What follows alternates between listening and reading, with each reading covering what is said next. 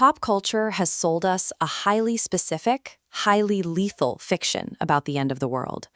The cinematic expectation suggests that when the grid goes permanently dark, your continued existence relies upon stockpiled munitions, kinetic superiority, and winning high-stakes firefights against rival factions. When municipal water pressure drops to zero, the landscape is dominated by microscopic pathogens, dysentery, and rapid caloric hemorrhage. These forces cause far more degradation to the human organism than any hostile marauder ever could. The operators who survive the first grueling year of a total societal collapse are rarely the action heroes. Endurance in a post-law environment relies on the mastery of unglamorous technical disciplines.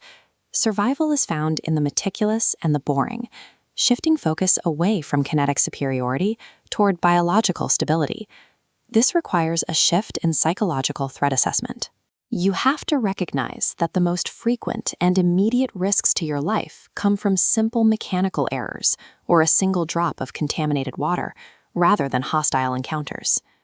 Procuring water is merely the first logistical hurdle. Relying on boiling surface water creates a massive daily demand for fuel and calories that is often unsustainable over a multi-year timeline. This is a blueprint of a biosand filter, a grid-independent solution for long-term water purification.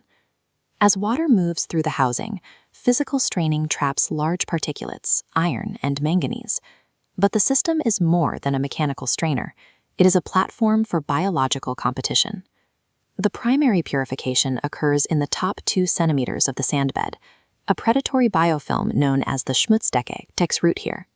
This layer is an active microscopic ecosystem where native microorganisms prey directly on harmful invasive pathogens, digesting them and converting their cellular structures into harmless inorganic matter.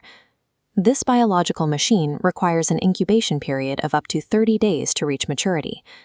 During this ripening phase, the filter's pathogen removal efficiency is severely compromised.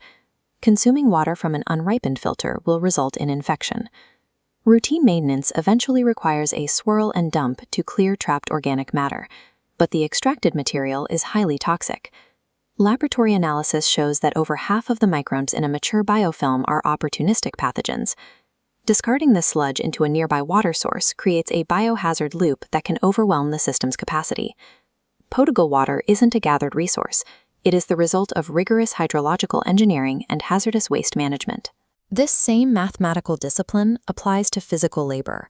Brute force and a large pantry are useless without a framework to prevent metabolic and nutritional decay.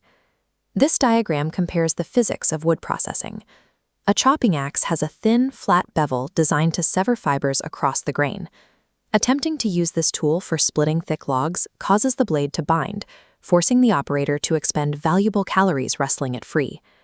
A splitting axe acts as a kinetic wedge.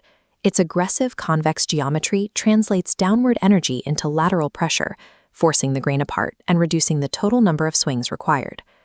Caloric management extends to food storage through the first-in, first-out, or FIFO protocol. Every calorie introduced to the storage area must be cataloged by acquisition date and estimated expiration to prevent the loss of assets to deep storage rot. As shown in this inventory grid, the pantry must be managed as a rotating biological quarantine zone. Older assets are pushed to the front for immediate consumption, while newer supplies are staged at the rear. This administrative routine prevents fungal degradation from destroying months of life expectancy. Merely stockpiling physical resources is a catastrophic failure if the operator lacks the administrative framework to prevent complete metabolic bankruptcy. Surviving a siege has less to do with defensive perimeter walls and more to do with internal sanitation. In most systemic collapses, the primary cause of casualty is waterborne and vector-borne illness. This topographical map demonstrates a necessary sanitation protocol. Latrine trenches must be placed a minimum of 100 meters away from living quarters and strictly down-gradient from the water source.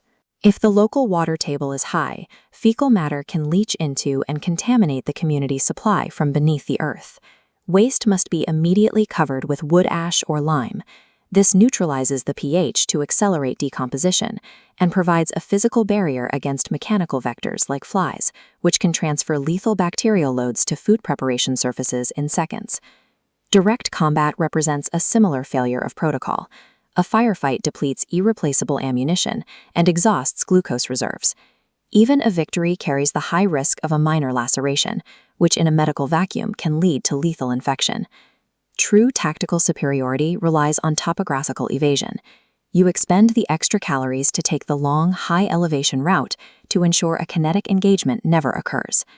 To survive past year one, you must discard the cinematic adventure and accept a reality of constant, exhausting labor. The survivor's life is a full-time vocation, as a sanitation engineer, an agricultural laborer, and a logistical accountant.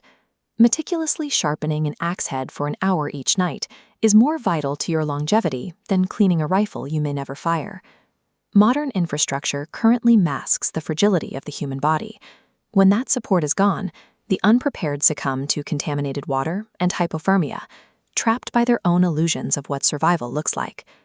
The biosand filter, the sharpening stone, the latrine shovel, and the inventory ledger are the true engines of endurance. They provide a level of security that a sniper rifle or a tactical vest cannot. By sheer force of routine, discipline, and uncompromising protocol, the technicians of the mundane establish a sustainable path through the collapse. They survive not by winning the battle, but by ensuring it never begins.